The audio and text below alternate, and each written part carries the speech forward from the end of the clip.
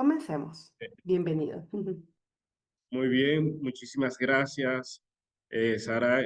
Gracias por toda tu amabilidad y por esta oportunidad que se me ha brindado de llevar un poco más de conocimientos poderosos, traspasando en este caso fronteras de mi propia ciudad, de mi propio país. Para mí es un honor y ojalá que esta sea la primera de muchas en las que pueda aportar valor para generar valor en las personas. Bien, el tema que he querido compartir es tremendamente poderoso y es uno de los temas que más me apasiona. Estoy formado a nivel de educación superior en tema de liderazgo. También he obtenido certificaciones, varias certificaciones en desarrollo de liderazgo, tanto orientado al área de ingeniería como en temas de liderazgo transformacional. Tengo el honor de ser docente, profesor en el área de liderazgo en la universidad que trabajo, en la Universidad Tecnológica de Santiago, en mi país. Y realmente me apasiona porque desde mis primeras experiencias laborales, todas han sido liderando personas, desde ciento y pico hasta docenas, desde docenas hasta cientos de personas en todos los niveles, vamos a decir, de todos los niveles educativos, y eso ha sido un verdadero reto. Pero uno de los mayores retos que tengo hoy en día es dedicar parte de mi vida en formar a los futuros ingenieros en temas de liderazgo. Bien, a veces cuando hablamos de liderazgo, hablamos de todo lo bonito que tiene el liderazgo, de lo empoderador que es, de lo luminoso que es. Pero pocas veces solemos pensar que tiene un lado oscuro que puede ser muy peligroso cuando no se sabe reconocer a tiempo, cuando no se logra gestionar con humildad. Porque el liderazgo es un don, diría, tan poderoso que puede transformar el mundo. De hecho, el mundo constantemente está siendo cambiado por líderes, líderes que transforman realidades. Pero también hay muchos líderes, como vamos a ver algunos ejemplos, que pueden transformar, pero no para bien, sus sociedades, la vida de muchas personas, incluyendo familias, iglesias, centros educativos, países, ciudades, países, y lo vemos hoy en día. Entonces, esta breve charla trata sobre una mirada al lado oscuro del liderazgo transformacional, cómo identificarlo, qué hay detrás del mismo y qué hacer para resignificar nuestras vidas. Y si no, bueno, pues terminaríamos, como dice el título, jodiéndola más o para terminarla de joder más. Eso es una decisión que estará al final de nuestras vidas siempre. Vivimos en una era que exige líderes transformadores. Nos han enseñado que estos líderes son visionarios, carismáticos, motivadores, capaces de inspirar grandes cambios. Pero, ¿qué ocurre cuando esa luz deslumbra tanto que oculta su propia sombra? El liderazgo transformacional, tan celebrado por su poder de elevar, también puede caer en formas sutiles y muy peligrosas de manipulación, abuso emocional o explotación, bajo la disfraz del progreso y la falsa compasión o interés en los demás. Esta charla trata sobre eso, para que podamos identificar ese lado oscuro o esas sombras, poderlas reconocer, disiparlas o integrarlas a nuestras vidas de una manera consciente para poderla posteriormente sanar. Como concepto básico, podemos leer en la primera diapositiva que el liderazgo transformacional es un estilo de liderazgo que busca inspirar y motivar a las personas, miembros de equipos temporales o permanentes, entre otros, para que estas personas alcancen su máximo potencial. Este tipo de líderes se caracterizan por su visión, capacidad de comunicación, carisma y habilidad para crear un ambiente de trabajo productivo y positivo. Acá podemos ver algunas de las características que tienen esos líderes transformacionales. Poseen una capacidad para liderar sin necesariamente ocupar una autoridad jerárquica. Tienen habilidades para gestionar cambios, sobre todo en tiempos de incertidumbres, en tiempos difíciles. Lo vimos, por ejemplo, con el tema del COVID. Todo fue un caos total. Las empresas que pudieron adaptarse, que pudieron sobrevivir, fueron las personas que fueron lideradas por líderes transformacionales. Los líderes transformacionales también tienen una actitud integradora, porque buscan unir fuerzas, unir habilidades, integrarlas. También se basan en el liderazgo emocional. Más adelante verán una estadística realizada por varias universidades norteamericanas y casi todas coinciden en lo mismo. El 80% del éxito de un líder, de un director, de un empresario, depende de su inteligencia emocional, de la gestión adecuada de las emociones. Y el líder transformacional debe de tener esta parte de su vida sana para que pueda apoyar a otros, a sus seguidores o colaboradores, a sanar estos aspectos también en cada una de sus propias vidas. El liderazgo transformacional está orientado al servicio.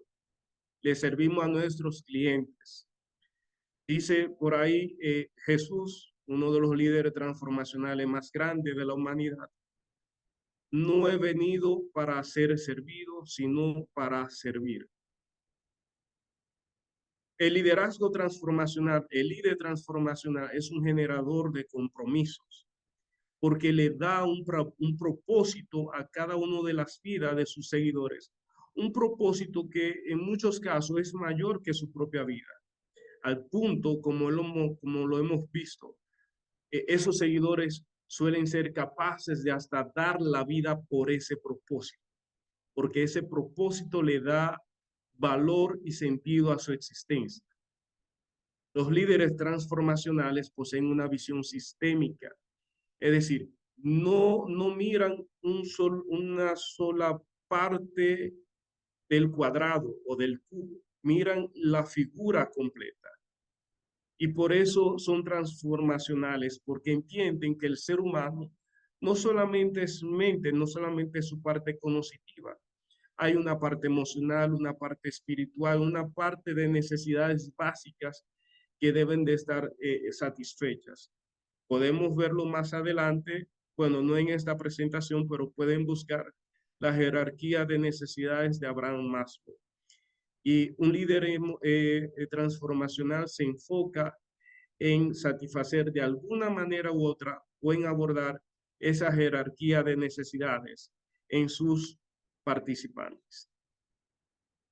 Pero hablar del lado oscuro del liderazgo transformacional implica reconocer que aún en que es uno de los estilos de liderazgo más admirado, pueden presentar riesgos y consecuencias muy negativas, que si se aplican sin conciencia ni presencia, ni equilibrio, ética o gestión armoniosa, pueden lograr verdaderos desastres, no solamente a nivel de la persona, del líder en sí mismo, sino también en todo su entorno. Y cuando estos líderes transformacionales son gobernantes de países, pueden llevar, como está sucediendo hoy en día, a sus respectivos países a guerras regionales, guerras internas, guerras regionales, con la posibilidad de provocar inclusive hasta guerras mundiales. Aunque el liderazgo transformacional casi siempre está asociado a generar resultados positivos, también puede derivar en dinámicas muy problemáticas. A continuación, les presento algunas de estas dinámicas. ¿Cuáles son los aspectos enmascarados del lado oscuro del liderazgo transformacional? Como primer aspecto vemos la idealización excesiva del líder, es decir, idolatría, excesivo culto a la personalidad. Esto los vemos en gobernantes políticos, sin mencionar el nombre de ninguno en particular. Pero en toda la historia, este culto a la personalidad se da muy bien, se da muy bien con consecuencias muy negativas en grandes líderes políticos. ¿Por qué? Porque ven que esa masificación de las emociones es lo que lo puede mantener a ellos en el poder, que pueden acabar con medio mundo y aún así generar seguidores. Por ejemplo, uno de los mayores ejemplos en la historia fue Adolfo Hitler, un líder carismático, un líder transformacional para muchos de sus seguidores. Pero ¿hasta dónde fue capaz? Hasta llevar al mundo a la guerra más catastrófica que ha habido en la humanidad. Más de 20 millones de vidas perdidas, cuando todo eso pudo haber sido evitado. Pero eso también lo vemos en líderes religiosos, tanto de grandes iglesias como de pequeñas iglesias que están en nuestros barrios. Exigen una cuota y esa cuota es el culto a la personalidad, donde ellos se ven superiores y se venden superiores a sí mismos. También lo vemos a nivel de empresas. Esos empresarios o esos profesionales que ocupan altos cargos directivos también suelen exigir esa cuota de adoración o de veneración. Quieren verse como si fueran salvadores, pseudo mesías. Se ven y se quieren vender que son superiores a los demás, que tienen poder sobre la vida, sobre salud, sobre la alegría y sobre la felicidad y sobre la infelicidad de todos cuantos le siguen. Esta idealización excesiva del líder o el culto a la personalidad nos lleva a al segundo aspecto enmascarado. ¿Cuál es? La manipulación carismática. Hay personas, hay líderes, porque no dejan de ser líderes, que se pasan la mayor parte de su vida en ser expertos manipuladores de las emociones de las demás personas. Se ocupan en conocer sus puntos débiles. Y como dice uno de los libros más leídos en tema de liderazgo, sobre todo del lado oscuro del liderazgo, las 48 leyes del poder, hay uno de los libros que dice: juegue con la necesidad que tiene la gente de creer en algo. Conozca el talón Aquiles de los demás y logre el resultado a través de esa manipulación. El líder con un alto carisma puede utilizar su influencia emocional para fines personales o fines ideológicos. Estos tipos de líderes suelen esconder ciertos rasgos de su personalidad, como llamado el narcisismo o la autoglorificación. Soy superior a los demás, soy más inteligente que los demás, soy lo que los demás necesitan para vivir una vida feliz, y quien no me siga vivirá una vida desgraciada. El tercer aspecto enmascarado que se deriva del segundo, que a su vez se deriva del primero, es la explotación del compromiso. Eso lo vemos, por ejemplo, en empresas. Y muchos de los participantes que están aquí son son casi ingenieros. Van a liderar, si no lideran empresas, departamentos. Muchas veces, a través de ciertas condiciones inhumanas, pero conociendo la necesidad de nuestros colaboradores, podemos sobreexplotarlos en beneficio propio y de los objetivos económicos de la empresa, sin que nos importe la vida de ellos.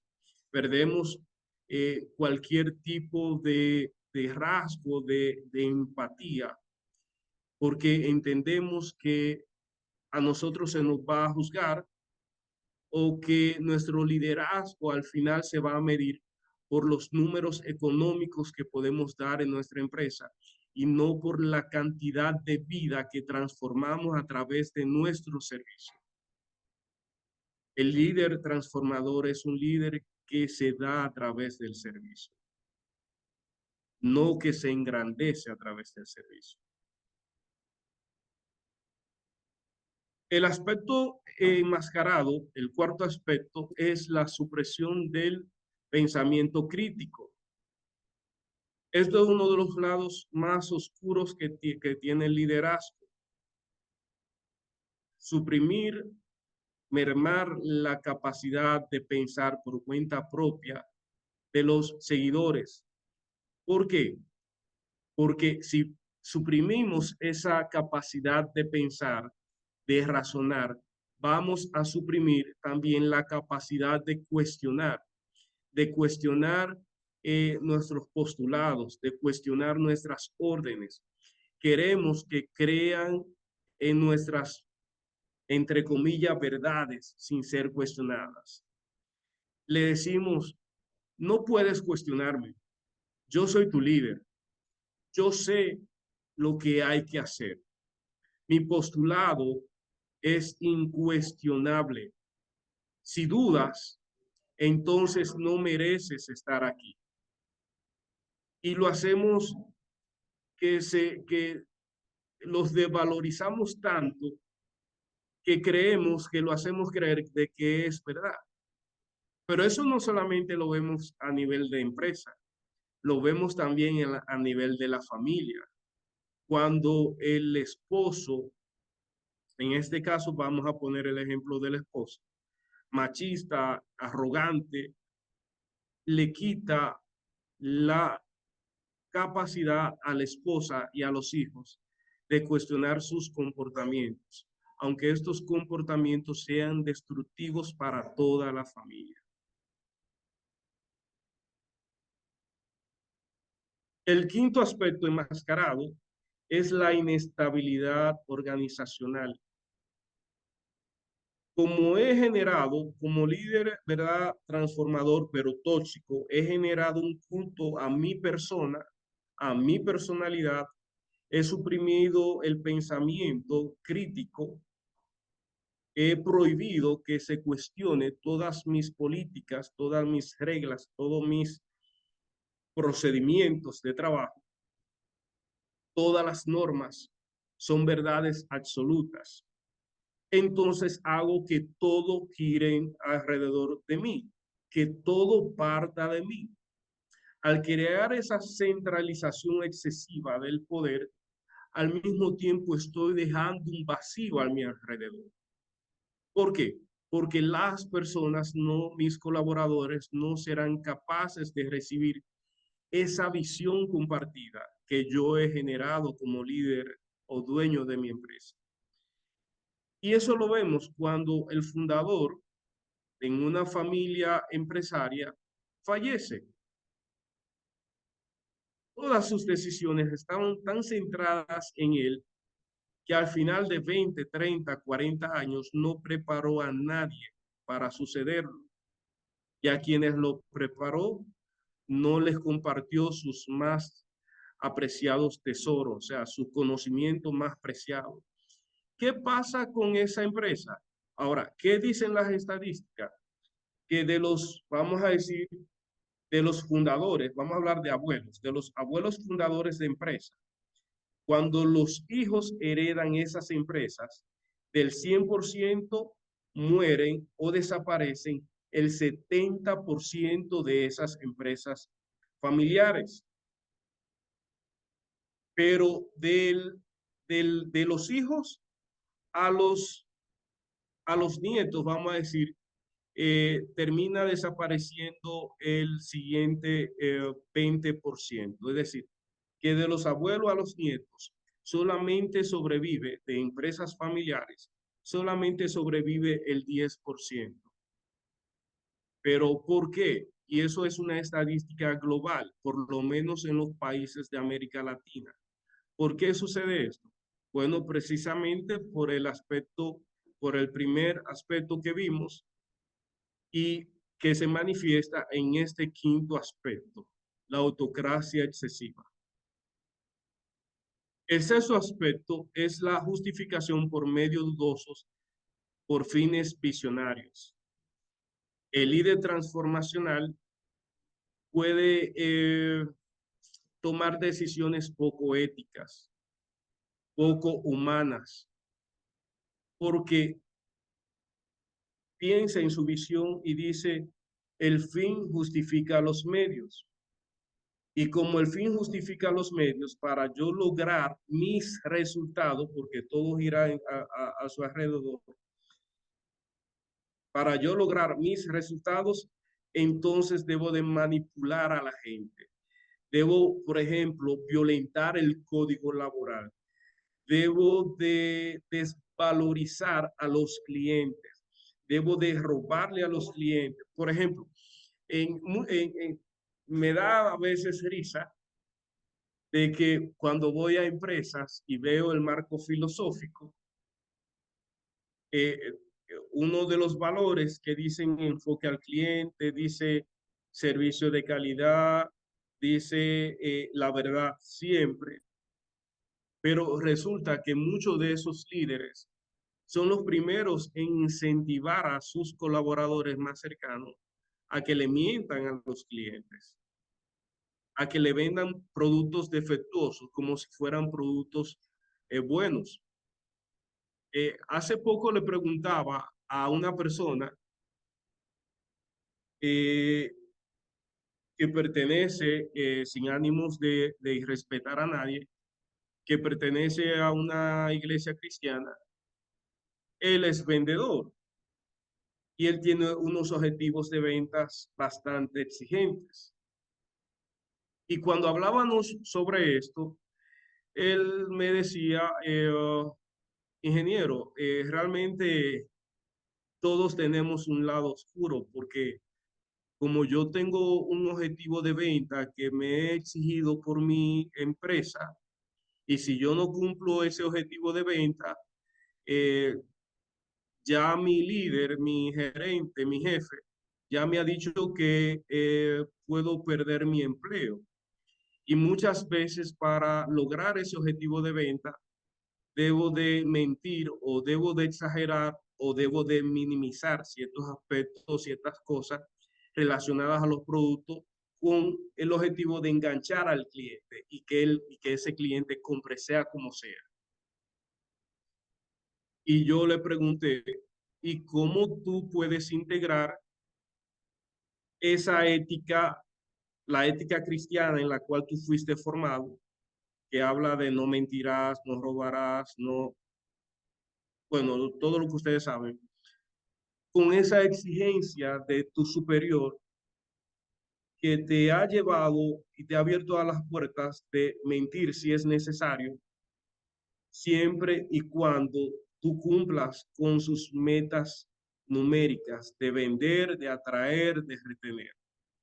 Y que si no lo haces, entonces tu estabilidad en la empresa estaría en peligro. Y él me dice, bueno, ingeniero, yo muchas veces me he preguntado y estoy en esa encrucijada de mi vida. No sé qué elegir. Si elegir vivir una vida próspera a través de la empresa en la cual trabajo, o vivir basado en los valores que fui criado en mi familia y por la cual yo estoy también formando a mis hijos. Fíjense cómo cada persona se puede ver en una encrucijada. Muchas veces no por decisión propia al inicio, sino por la decisión o la manipulación de sus líderes en la empresa. Pero aunque al inicio no haya sido tu decisión, es tu decisión permanecer así cada día del resto de tu vida. Bien, acabamos de ver 6 aspectos oscuros que se manifiestan en el liderazgo transformacional, en el lado oscuro del liderazgo transformacional. Pero, ¿qué señales previo a da este lado oscuro? En ciertas investigaciones bibliográficas que estuve haciendo precisamente para esta presentación, he, he podido ver la siguiente tabla. Solamente me voy a concentrar en el segundo y en el quinto. El autor llamado Burns en 2021, ¿verdad? En su libro, él señala un concepto clave y es los tipos de liderazgo destructivo. Me voy a la última columna. Él señala que en estos liderazgos destructivos eh, se lleva a las personas a crear comportamientos tóxicos para alcanzar resultados, que fue el caso del cliente, vamos a decir, que le presenté el ejemplo. ¿Y qué es lo que se busca? ¿Cuál es la antítesis ante ante esta acción que puede joder tu vida? La estrategia o la acción que sirve para resignificar tu vida es promover un liderazgo consciente y capacitación ética. En las dos primeras columnas, en las dos últimas columnas, vemos en la cuarta estrategias para resignificar tu vida y en la quinta acciones que joden tu vida. Vemos, por ejemplo, en la quinta línea, en el autor Odiambo, 2022, ¿cuál es el impacto del liderazgo tóxico en el ámbito educativo? El liderazgo tóxico genera ambientes de temor. Eso lo sé porque soy profesor y como profesor escucho y al mismo tiempo director de carrera y en mis años he escuchado a estudiantes hablar de ciertos temores generados en ciertos aspectos durante el trayecto de su carrera. Temores que no deberían tener razón de ser. Ante estos temores, ¿cuál sería la estrategia para resignificar tu vida? Desarrollar liderazgo colaborativo y transparente. Es decir, entender que en la vida, que en este proceso llamado vida, tú no estás solo, no estás sola. Cuenta con familia, cuenta con buenos amigos. Dentro, por ejemplo, en el ámbito educativo, si eres estudiante, cuentas con buenos compañeros que serán apoyo durante todo el trayecto de tus estudios profesionales y mucho más allá. De hecho, gran parte de mis mejores amigos los conocí hace casi 30 años, desde mis inicios en la universidad. Se convirtieron, vamos a decir, como en mis hermanos y mis hermanas de otros padres. A través de ello entendí que yo no estaba solo y que si en algún momento de mi vida, por X o Y razón, se generaba temor, se generaba miedo en mí, podía contar con ellos. Y así a lo largo del tiempo he pasado por procesos de desarrollo personal, he encontrado nuevos hermanos, nuevas hermanas con quien apoyarme. Ahora, si no hago esto, la otra opción serán acciones que van a joder mi vida, que la van a desvalorizar. Es decir, en este caso, promover una obediencia ciega como valor supremo. Recuérdense que los líderes tóxicos suprimen o buscan suprimir la capacidad de pensar de manera crítica para eliminar así la posibilidad de ser cuestionado por sus seguidores. ¿Cuál es la respuesta para resignificar mi vida? En este caso, la de buscar, la de desarrollar un liderazgo colaborativo. Hay que entender algo, no somos todopoderosos, no lo podemos con todo. Por eso, para nuestra concepción, nosotros no nos trajo una cigüeña. Nosotros nacimos por el trabajo colaborativo de nuestros padres.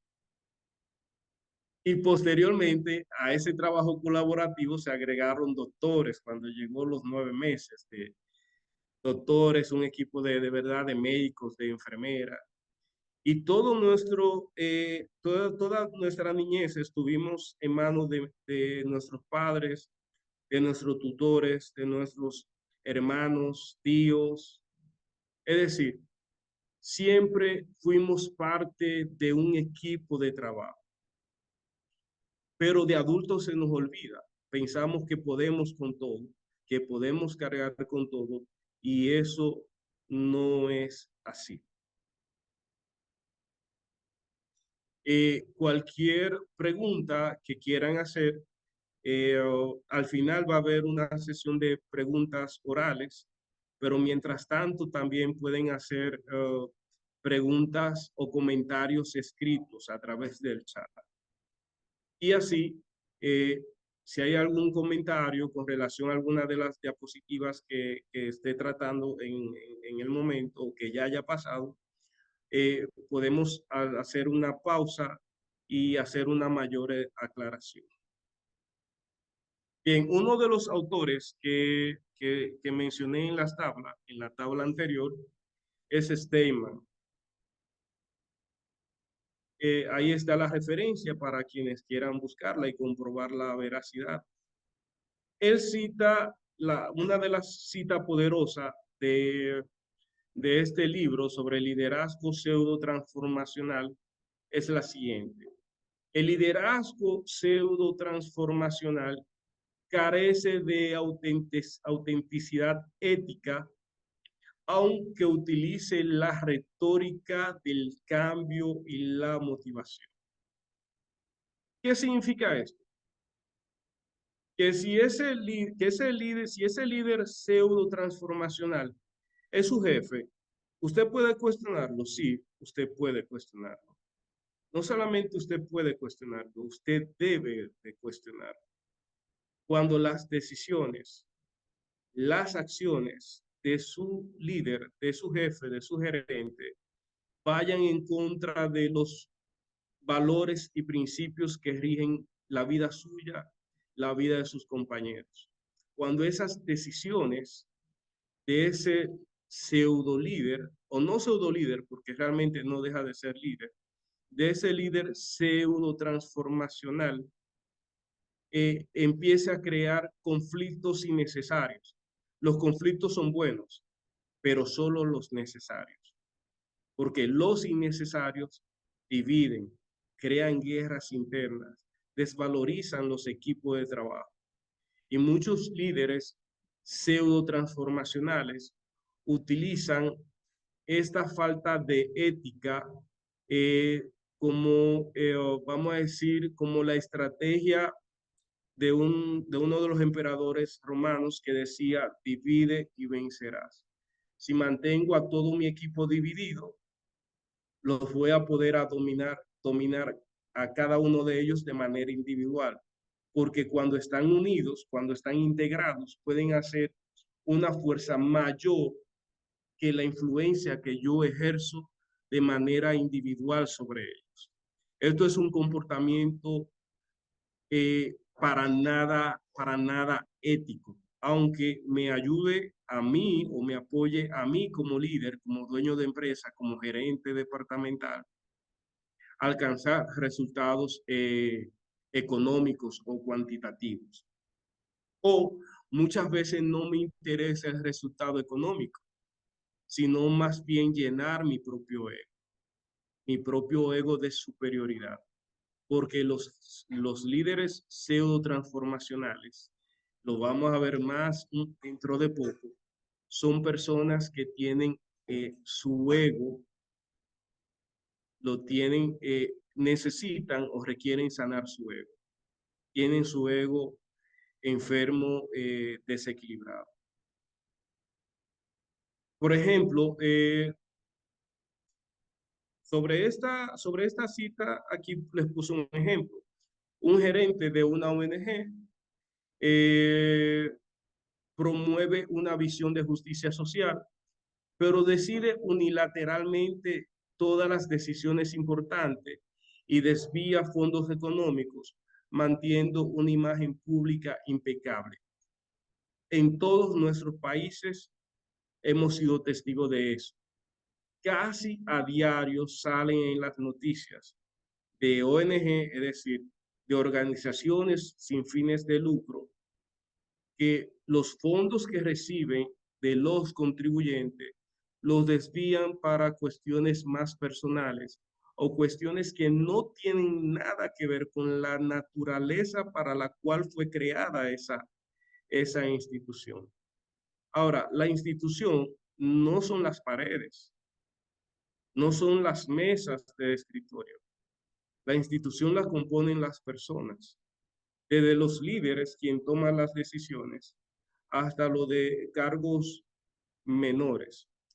Así que esa desviación de fondos económicos para cosas que no tienen nada que ver con la naturaleza propia de esta empresa, de esta ONG, obedece a una decisión consciente, pero poco ética de sus líderes. Si hay alguna pregunta, me dejan saber. Por favor, vamos a ver. Uh, no hay preguntas en el chat. Espero que todos estén entendiendo. Bien, aquí hay un dato muy importante. La importancia de las emociones en los conflictos, aliadas o enemigas. Ahí está la fuente para quien quiera también buscarla. Lo voy a leer textualmente porque es una cita. Las emociones desempeñan un papel fundamental en la dinámica de los conflictos, pudiendo actuar como aliadas o enemigas, dependiendo de cómo se gestionen. Según un estudio realizado por la consultora McKinsey, el 85% de los conflictos en las organizaciones se originan por malentendidos y diferencias emocionales. No pónganle, bueno, yo sé que todos lo están viendo desde sus aparatos electrónicos, pero pónganle ahí, dice, se originan por malentendidos y diferencias emocionales no resueltas entre las partes. Este tema de diferencias emocionales no resueltas lo vamos a ver en detalle. Lo que resalta la importancia de abordar las emociones de manera efectiva en el ámbito laboral.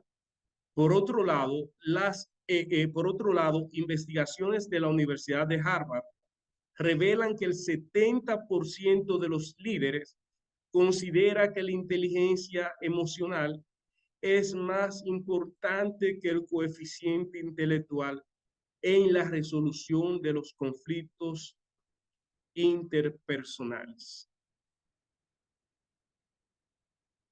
Estos estudios, esta estadística vuelven a resaltar la importancia de conocer y de gestionar el lado oscuro del liderazgo transformacional, porque ese lado oscuro está basado, como lo dice el estudio de McKinsey, en emociones no resueltas de las personas. Y esas emociones no resueltas, se traducen a comportamientos tóxicos. Y esos comportamientos tóxicos dan o provocan un efecto directo en el contexto o en el entorno laboral, desde las emociones no resueltas de cada persona. Ahora, pero ¿qué hay detrás? ¿Qué hay detrás de lo detrás del lado oscuro? ¿Qué hay detrás de lo detrás del lado oscuro? La posible respuesta que he encontrado en las investigaciones que he hecho, investigaciones bibliográficas, es el mapa de la conciencia del doctor David Hawkins. Me gustaría, por favor, que levantasen su mano, una manita, si conocen este concepto o esta técnica del mapa de la conciencia del doctor David R. Hawkins. Sí y no. Bien. Entonces, ¿quiénes lo pueden poner por el chat? ¿Quiénes conocen esta técnica o este concepto, el mapa de la conciencia del doctor David Hawkins? ¿O quién lo ha escuchado mencionar alguna vez? Bueno, les invito a buscar por internet sobre este maravilloso investigador.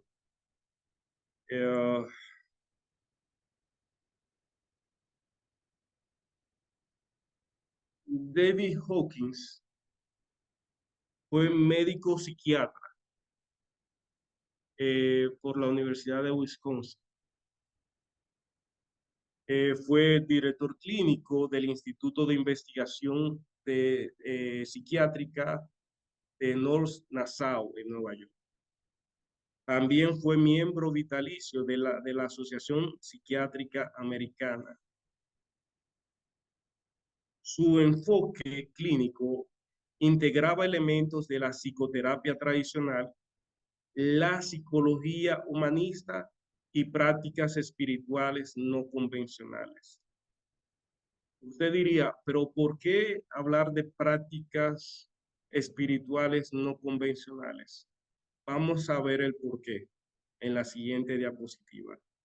Y es para poder hacer un análisis profundo de la conciencia del ser humano.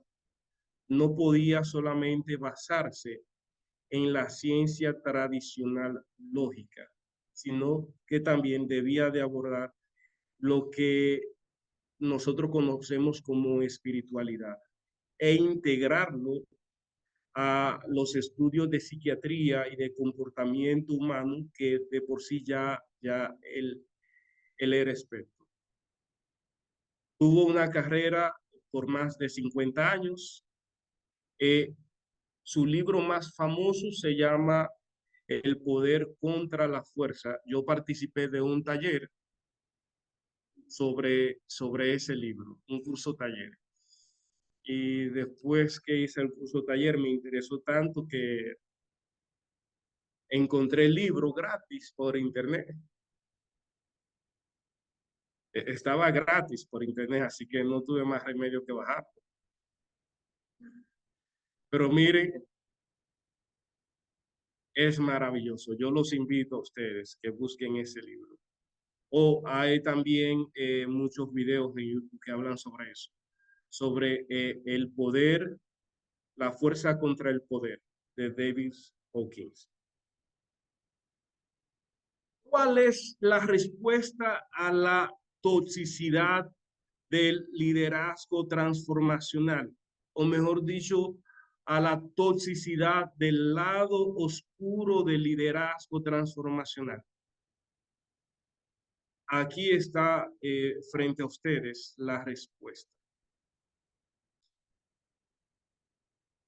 El doctor David Hawkins, combinando sus estudios científicos de psiquiatría con investigaciones sobre las prácticas espirituales de diferentes corrientes y también haciendo estudios de kinesiología.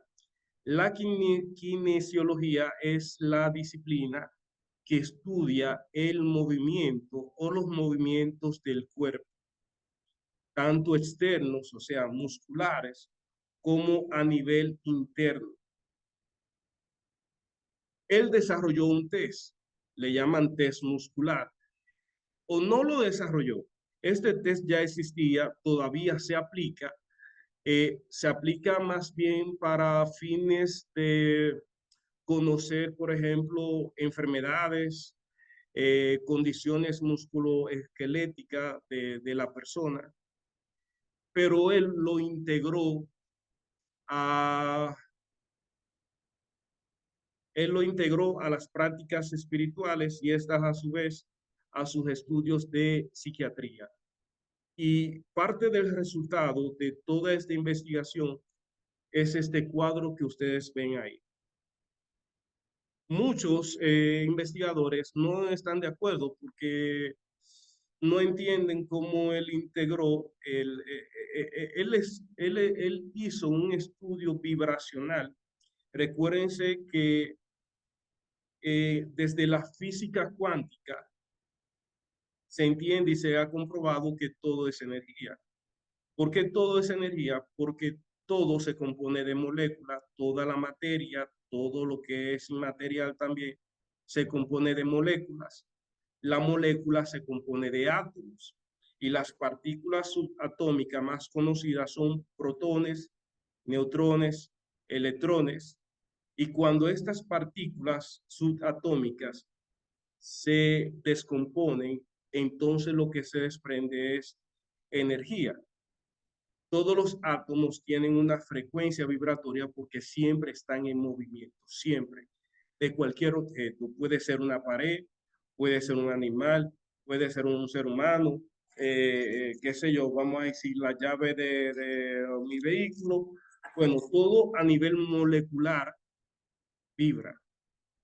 Así que él, aplicando esta frecuencia vibratoria en diferentes músculos del cuerpo y midiendo estas frecuencias a través del test muscular e identificando en cada persona que él estudiaba qué tipo de emoción tenía esa persona al momento de realizar este estudio, él encontró lo siguiente. Encontró los siguientes niveles. Los niveles que se manejan desde la fuerza son desde el más pequeño, la vergüenza, es decir, la vergüenza es el sentimiento, el peor sentimiento que puede experimentar un ser humano según las conclusiones del doctor Hawkins. Después le sigue la culpa, le sigue la apatía, el dolor, el miedo, el deseo, el enojo, el orgullo. Ahí hasta el orgullo están las emociones bajas de la escala. Luego siguen unas emociones intermedias como el valor y la neutralidad. Y en la escala más alta están la aceptación, la razón, el amor, la paz y la iluminación. A cada nivel de conciencia, él lo asoció con un tipo de emoción. Cuando las personas están llenas de vergüenza, entonces la emoción que siente o el tipo de emoción al que él asoció es la humillación. Se sienten humilladas. Cuando el nivel de conciencia es la culpa, entonces la emoción es la misma culpa. La apatía, el nivel de apatía genera en la persona desesperación. El dolor genera arrepentimiento, el miedo, ansiedad, el orgullo genera desprecio y así sucesivamente. O sea, vemos que el valor, o sea, el valor propio genera afirmación, la neutralidad, confianza, ¿verdad? La razón genera comprensión, el amor genera la veneración o el respeto, la alegría genera la serenidad, la paz genera dicha y la iluminación es cuando vemos decimos de la persona, mira, esa persona es una santa. Es decir, vive una vida de entrega total. La emoción es inefable. ¿Qué significa inefable? Que es indescriptible, porque lo conecta con su lado espiritual. Ahora, fíjense en la última columna, es la visión de vida. Si vamos en las emociones bajas, que ese es el centro del lado oscuro del liderazgo transformacional, si usted vive una vida llena de vergüenza o en su mayor parte usted se siente avergonzado por todo, entonces su visión de la vida es una visión miserable. Usted se siente ser una persona miserable. Si usted la mayor parte de la vida genera culpa en su interior, entonces usted piensa que la vida es mala, que la vida es maligna, porque a la vida le ha agarrado con usted. Si usted la mayor parte del tiempo utiliza dolor, entonces su visión de la vida es que la vida es una tragedia. Y aquí me detengo con el dolor. Voy a hacer una pregunta y por favor pueden responderme con audio o pueden responderme por escrito.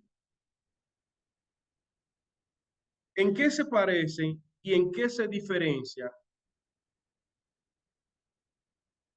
el, el villano y contra su antítesis, el superhéroe? Bueno, vamos a hacerlo más claro. ¿En qué se diferencia el Joker o el Guasón de Batman? Vamos a ver. ¿En qué se parecen y en qué se diferencian estos dos personajes? Lo pueden escribir, por favor.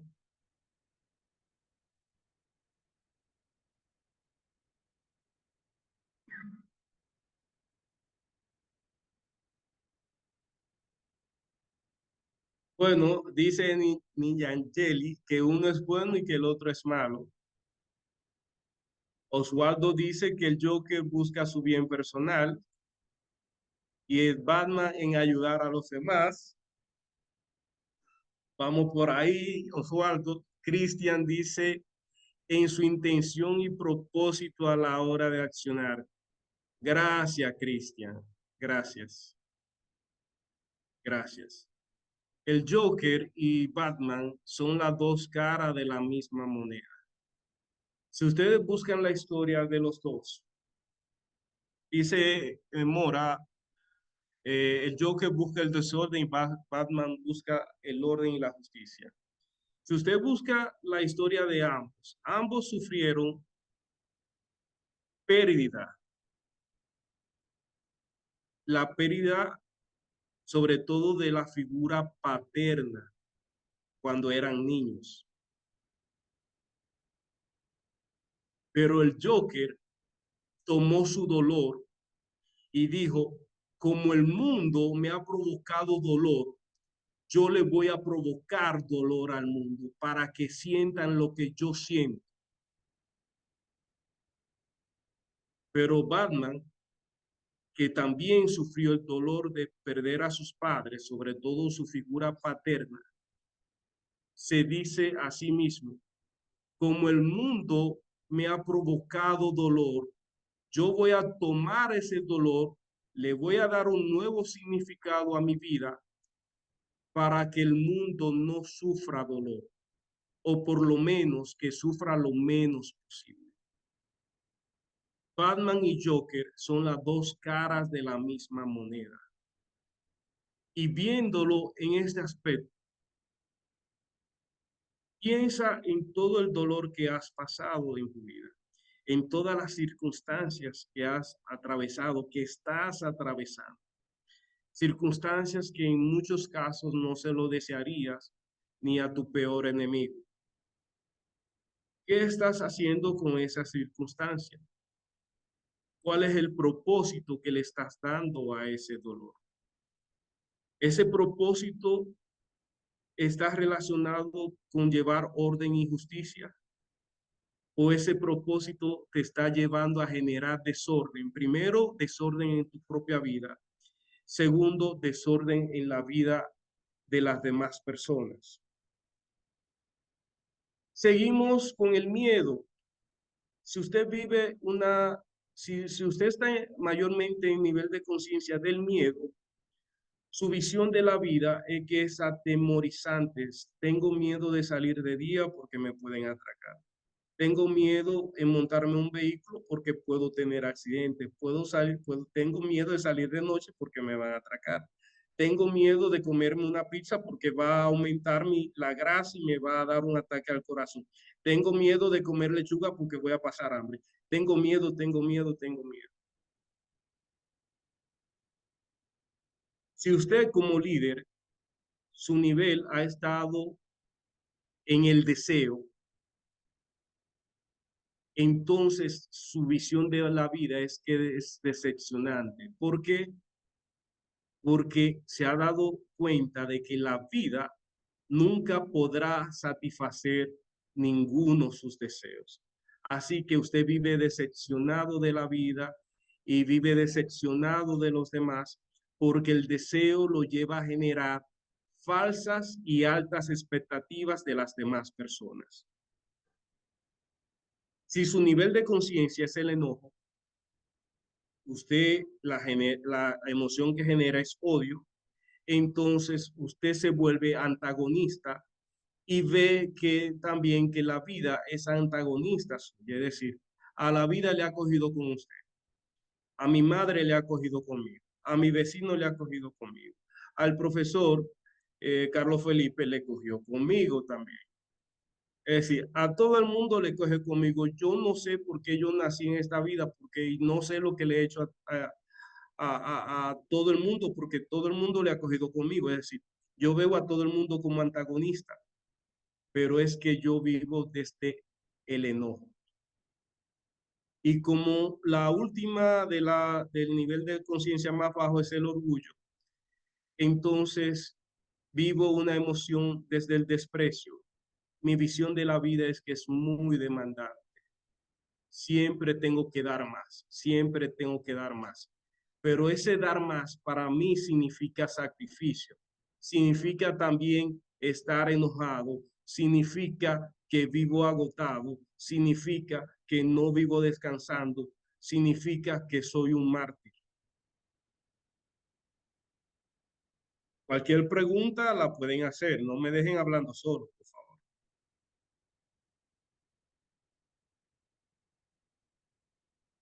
Desde este enfoque, ahora sí que llegamos a lo que está detrás de los síntomas del lado oscuro del liderazgo transformacional. Son los niveles bajos de conciencia. Aquí vemos esta tabla. Aquí las puse ya de manera aparte. La vergüenza. La vergüenza me genera que yo quiera ocultarme de los demás. Y el riesgo psicoemocional es que me lleva a la depresión severa, a la autodestrucción. La culpa, mi comportamiento es el autocastigo, pero el riesgo psicoemocional es que yo me reprimo emocionalmente porque siento culpa de quién soy. Siento culpa hasta de donde nací. Siento culpa de todo lo que hago. Siento culpa de mis sentimientos. Así que me reprimo. La apatía, me lleva a una vida sin sentido, a no verle sentido a la vida, me lleva también a un comportamiento de dependencia extrema de otras personas. ¿Y qué riesgo genera en mí? Indefensión. Y cuando ya no me siento protegido, puede llevarme al suicidio, porque pierdo amor a la vida. Pero es un suicidio pasivo. ¿Qué significa un suicidio pasivo? Que poco a poco voy dejando de amar mi vida. Voy dejando de existir existiendo. Voy dejando de estar presente existiendo físicamente. Me vuelvo un muerto en vida. El dolor, el comportamiento es un continuo duelo y apego al sufrimiento. ¿Cuál es el riesgo que genera? La depresión, el victimismo, el miedo me lleva a tener un comportamiento de búsqueda de control. Cuando usted escucha a alguien, no sé si usted es uno de ellos, yo era uno de ellos, que decía, no, a mí me gusta tener el control, me gusta tener el control. Y yo aprendí a través de un proceso que me dio con toda la madre, todo mi ser, que cuando decimos, a mí me gusta esto, lo que realmente queremos decir, tengo miedo a perder esto. No sé qué hacer si siento que no tengo el control de mi vida. ¿Cuál es el riesgo que puede provocar trastornos de ansiedad? El deseo me lleva a la ambición desmedida, a la adicción, a la manipulación. ¿Y qué riesgo provoca? Frustración y dependencia a los resultados. La ira me lleva a la violencia, al resentimiento, al deseo constante de venganza. ¿Cuál es el riesgo psicoemocional? Una rabia crónica. La rabia crónica es que no se le quita a usted ni con té de manzanilla. Siempre está enojado, siempre está bravo, siempre anda brusco, oh, siempre estoy agresivo. El orgullo me lleva a tener un comportamiento de arrogante, prejuicioso, siempre estoy a la defensiva del ego, de mi ego, de mi espacio personal. No, yo defiendo mi espacio personal. ¿Y qué pasa si alguien se te acerca? ¿Qué pasa si alguien salta esa línea divisoria de tu espacio personal? Tienes miedo a no saber intimidar con las personas.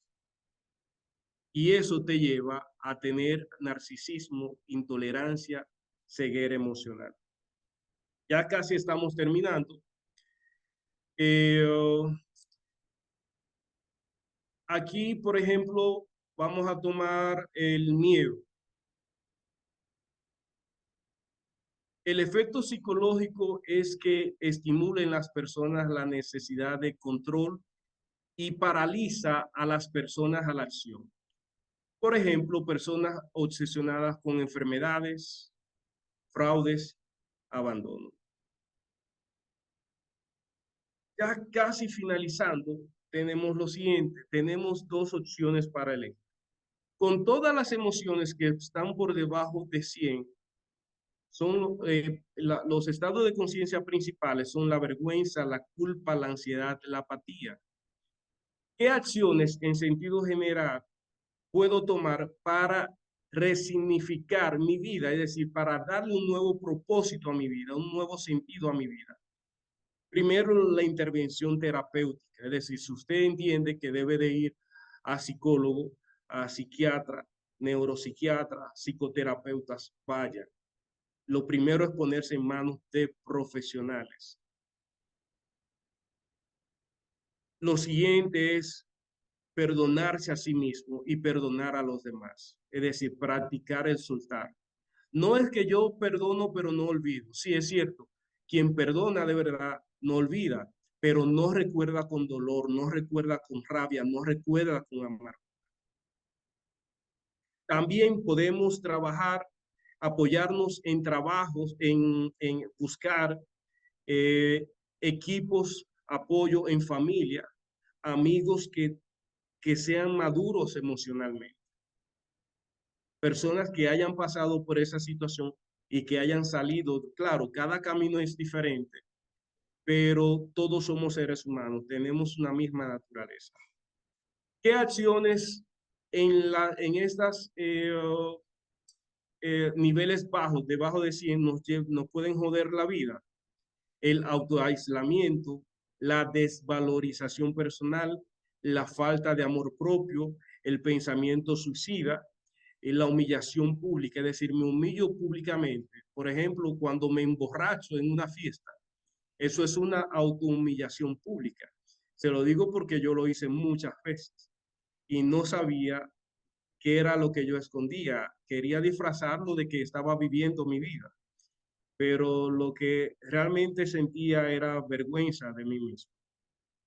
Pero lo enmascaraba y al final tenía un comportamiento autodestructivo, pero gracias a Dios y a la vida pude sanar todas esas heridas.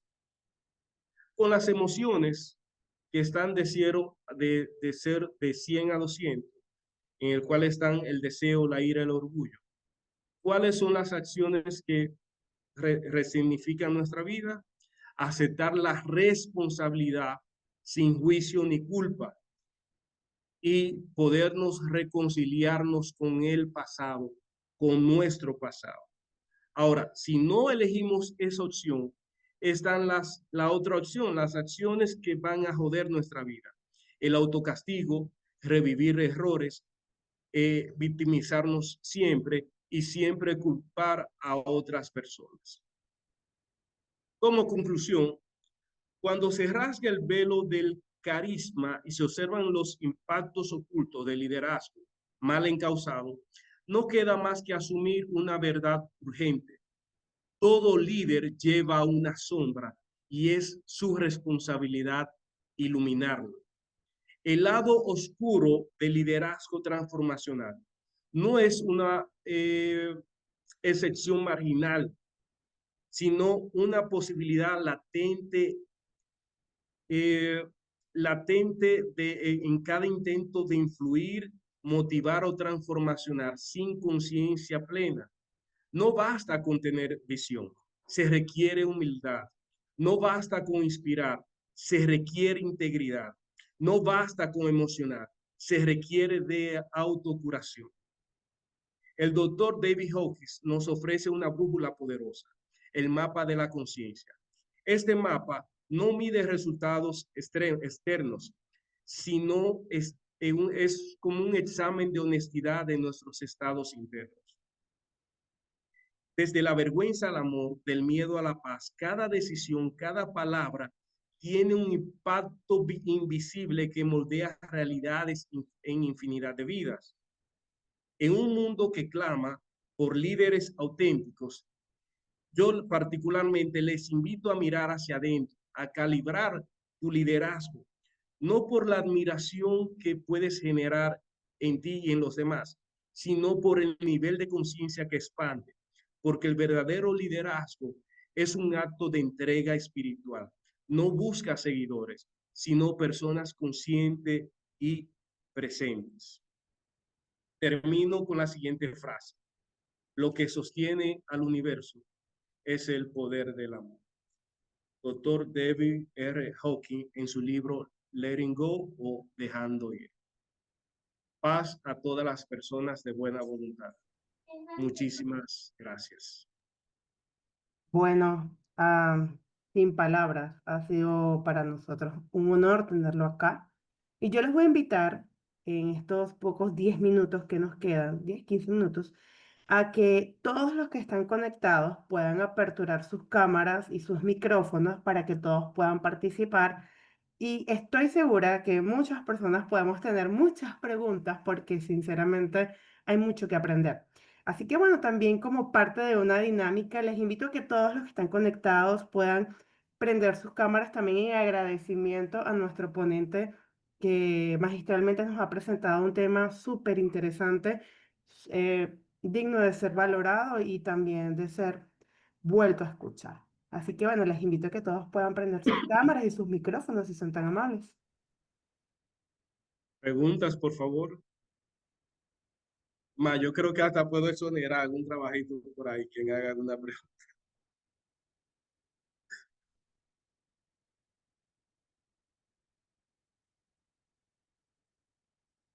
Carlos Uriel, veo ahí a Carlos Uriel. ¿Alguna pregunta, el señor Carlos Uriel, el ingeniero Carlos Uriel?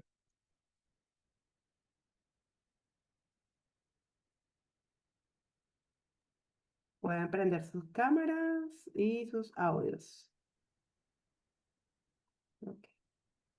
Bien, aquí Osvaldo preguntó hace unos minutos, ¿a qué se refiere cuando dice que vive o que se vive desde el enojo? Piensa lo siguiente, solamente piensa en la sensación de que te sientes enojado cuando algo no se te dio bien. Ahora, expande esa sensación para sentirla la mayor parte de tu vida. Desde pequeño yo vivía con mucha rabia interna, no lo sabía. Y no fue sino hasta la universidad que esa rabia, y lo comprendí hace poco, que soy un seguidor del doctor Joe Dispenza, también un neurocientífico, y él señala que el cuerpo es la memoria de las emociones. Y en uno de sus documentales, él señala, por ejemplo, que el enojo, cuando permanece mucho tiempo, se incrusta en el estómago. Al, al, eh, Al final de mi carrera universitaria, a mí me dio mi estómago completo, se volvió lleno de úlceras. Cuando me llevaron al médico, el doctor recuerdo que le dijo a mi madre, mire, su hijo se salvó a Chepa, porque como está con su estómago, no es para que él sobreviviera 2 o 3 meses más. Y después de eso me llevaron a un psicólogo, y era por temas de enojo y de rabia interna. Esa sensación de sentirte culpable de que nada te sale bien, de echarle la culpa a todos por todo lo que por todo lo que te sucede, y en vez de transitar esa emoción, tú te la guardas, ¿verdad? Entonces eso se convierte en rabia. Es como el perro rabioso, y hay que tenerlo amarrado. Así era yo cuando niño y cuando joven, sobre todo cuando joven. Eh, ¿Alguna otra pregunta, por favor? Sí, profe, yo, Osvaldo. Eh, Profe, Por favor. cómo usted puede vivir desde, como usted dijo ahorita, desde el punto del enojo, sin como que se note? Porque como yo he cogido clase con usted, o estoy cogiendo, como que no se le nota, como usted dice así, que vive desde ese punto. Bien, mira, hasta mis 42 años yo vivía muy enojado, y el no querer o poder expresar ese enojo me llevaba a estar deprimido, porque yo sentía que cada vez que si yo hablaba con rabia, ofendía, y créanme que ofendía a las demás personas. A mis 41 años, traspasando los 42, pasé por un proceso de liderazgo transformacional por una institución que está aquí en la provincia de Santiago. Eh, lo curioso que quien me invitó a esa institución fue un ex estudiante mío. Duró cerca de 2 años invitándome, y yo siempre estaba ocupado porque tenía un tema de orgullo y de narcisismo, que no quería aceptar el apoyo ni la ayuda de nadie. Y no fue sino hasta un día que yo me dije a mí mismo que si yo seguía con esos estados internos, yo no iba a vivir mucho. Y me recordé de la invitación que él me hacía, pero sin decirle a él, llamé a la institución, y curiosamente iban a aperturar un programa que dura 4 meses de liderazgo transformacional. Y a través de ese programa, es decir, buscando ayuda, apoyo profesional y de un equipo de personas que ya habían pasado por situaciones similares, yo cerré los ojos, confié en ese proceso y gracias a Dios, a partir de mis 42 años fue que empecé a entenderme, a comprenderme y a aceptar ese lado oscuro de mi vida. Empecé a integrarlo y empecé a sacarle provecho de una manera positiva. Bien, dice acá, hay varias preguntas. Dice, Saludos, ¿sí? Mm, yo tengo, Carlos, ya tengo el micrófono. Carlos Uriel por aquí. Ok, muy bien. Realmente emocionado al escuchar a mi colega doctor Carlos Felipe. Realmente sin desperdicio esta enseñanza que tú nos has llevado a nosotros. Y en cada momento me preguntaba, ¿y cómo estos líderes, que muchas veces son líderes por posición, llegan a estar en el lado oscuro del liderazgo? Y yo me pregunto, ¿y en verdad ellos lo saben? ¿O es un sí, comportamiento natural que lo lleva a actuar de esa manera? Muchas veces no lo saben porque piensan y actúan desde los niveles bajos de conciencia en que están. ¿Me doy a entender? Ok, Dice ok. uno de mis mentores, se llama Javier Rodríguez, que no nos relacionamos con los demás, sino que nos relacionamos con nosotros mismos a través de los demás. Hasta que tú no ofendes a alguien y esa persona no te dice que se ha sentido ofendida porque le has vulnerado su ser, su integridad, probablemente no estés consciente del poder que ha tenido tus palabras sobre esa persona. Ya, y importante, el ejemplo que pusiste de la persona que yo entiendo que vive desde el miedo, porque el hecho de no enfrentar a su jefe y actuar de manera no ética, me imagino que está situado en ese nivel que tú acabas de mencionar, porque si nosotros no enfrentamos a nuestros líderes superiores de una manera ética y de una manera, vamos a decir, apropiada, entonces nos estamos situando en esos bajos niveles. Yo entiendo que tenemos mucho que aprender realmente y de verdad que gracias por todo esto, que no me imaginaba que iba a ser tan valioso. Gracias, Carlos.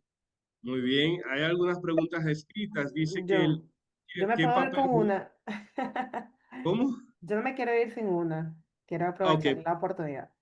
Em, Normalmente las personas cuando son controladoras puede también verse como un control de cuidado o se disfraza de cuidado. ¿Cómo se trata ese tipo de personas? ¿cómo fue? Hay personas que tienen un exceso que son controladores, Ajá. pero está disfrazado de cuidado. Como es que es tan sutil que no se logra ver el exceso de control porque está tan sumergido que la fachada es de cuidado y pasa por cuidado, pero en realidad es un exceso de control. O sea, es una línea muy delgada, cómo identificar y cómo tratar. Mira, ese exceso de control es la forma de cómo enmascarar el miedo excesivo que tiene. Es decir, yo controlo porque tengo miedo a perder el control. ¿Qué pasaría si yo pierdo el control? Por ejemplo, se dan muchos casos que hay hombres que no quieren que su mujer trabaje, que su esposa trabaje, que genere más ingresos que ellos. Y tratan de controlar esa situación como trabajando más, también limitándole la fuente de ingresos. ¿Por qué? No es porque se sientan ser el macho de hombre, es porque tienen miedo de cuál sería el comportamiento de esas esposas si ganaran más dinero que ellos. Muchas veces el miedo de yo perder lo que es mío, pero eso es una ilusión. Nada es tuyo, ni siquiera tu vida es tuya. Tu vida, eso de tú decir mi vida es mía, eso es una ilusión. Y lo decimos por querer estar en un espacio, en tiempo también, y poder, poder estar, vamos a decir, poder pertenecer o tener un sentido de pertenencia. Pero el control entiendan todos, es un exceso de miedo. Pero como no quiero expresar que tengo miedo, entonces lo manifiesto a través del control. Quiero tener el control porque me da miedo aquello que puede suceder si no lo tengo. Entonces, para yo sanar ese control, lo que debo de identificar y sanar cuáles son esos miedos. Y sencillamente entender que nada es mío. Si nada es mío, no tengo nada que perder. El miedo viene, el miedo por el miedo a perder. Ese perder se entiende que es porque yo tengo algo, pero yo no, en realidad no tengo nada. Si tengo hijos, realmente no tengo hijos, no son míos, son de la vida. Si tengo esposa, y en el caso de las mujeres, esposos, realmente no son de ellos, son de la vida. Si usted tiene una empresa, piense lo siguiente, el día que se muera, ¿se va a llevar la empresa? Si usted tiene el último vehículo, el día que usted se muera, lo van a enterrar con usted, entonces eso no es de usted. Entonces ese miedo a perder es lo que nos lleva a querer controlar todo, incluyendo la vida de los demás. Ok, No sé si pude sí, responder. claro, perfecto. 5 minutos nos quedan, estimado. Por favor, Eh, aprovechen los 5 minutos que nos quedan. Hay algunas preguntas. Dice de las estrategias de los autores que hablábamos al inicio. ¿Cuál cree que puede joder más nuestras vidas? Los niveles de conciencia, si van, por ejemplo, desde el nivel más bajo, en la presentación, el nivel más bajo es la vergüenza.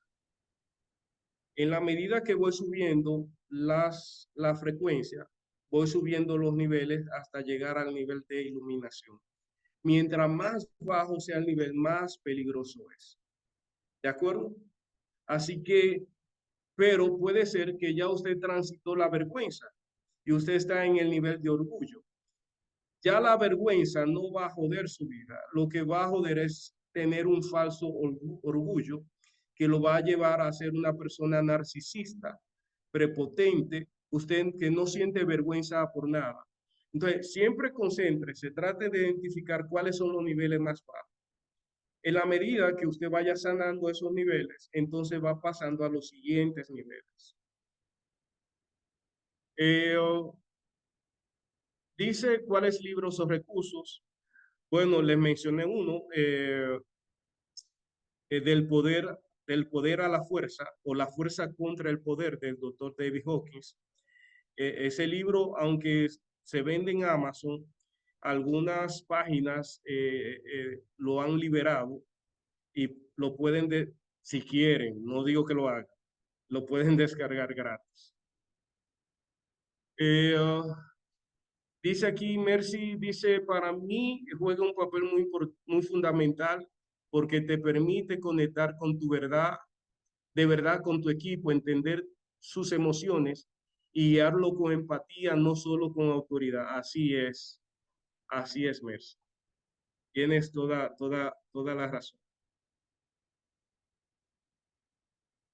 Déjame ver dos preguntas más, a ver si el mouse me ayuda.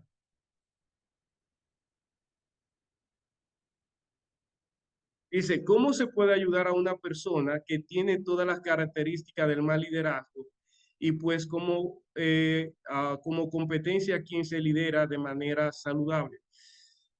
Bueno, esta pregunta la dice Helen, es una pregunta muy complicada porque la respuesta es muy complicada. No puedes apoyar a alguien que no está dispuesto a reconocer el nivel de conciencia en que se encuentra. Primero esa persona debe de reconocer. Los japoneses dicen algo. Hay dos formas de cómo aprender en la vida. O tú aprendes por la buena o aprendes por la mala. La gente que aprende por la buena busca apoyo. La gente que aprende por la mala primero quiere pasar por un proceso en que su vida se joda. Si sobrevive, entonces buscar ayuda. Si acaso buscar apoyo. Pero mientras usted pueda crear conciencia, entonces busque apoyar a otras personas desde la conciencia, sin juzgar, sin señalar, sin prejuiciar, porque de lo contrario estaría cayendo en alguno de los niveles bajos de conciencia. Dice ahí, vamos a ver, una última pregunta. Dice, ¿qué pasa cuando se quiere ser un líder, pero genera ansiedad y desesperación el delegar funciones porque pensamos que no se realizará de la manera en que nosotros lo haríamos? Eh, Muy importante, esto tiene que ver con la pregunta de Sara, tiene que ver con el tema del control. Aprende a soltar, aprende a confiar. La gente no es perfecta, tú no lo eres. La gente tiene derecho a aprender y mayormente se aprende a través de los errores. Si siempre estás controlando a las demás personas, no estás apoyando a que esas personas desarrollen su potencial. Dicen John Maxwell en las 21 leyes indiscutibles del liderazgo, una de las leyes es la ley del legado y otra es la ley de la multiplicación. Tú como líder, tu propósito es dejar un legado y que tus seguidores se conviertan en multiplicadores de ese liderazgo. Pero para eso debes de permitirles que fallen. Para permitirles que fallen debes de confiar. En la medida que confías, ellos van a fallar. ¿Qué debes de hacer? Confiar más, darle el feedback o la retroalimentación, guiarlos, acompañarlos y ellos van a ir creciendo. Va a llegar un momento en que no será necesaria tu presencia de manera física porque ya tu presencia está en la mente y está en el corazón de ellos. verdad que un gran gusto poderlo tener en este tiempo tan preciado. Agradecemos a todos los que se han conectado de gran manera. Agradecemos la conexión, agradecemos el hecho de que hayan tomado de su tiempo para poder seguir aprendiendo con nosotros.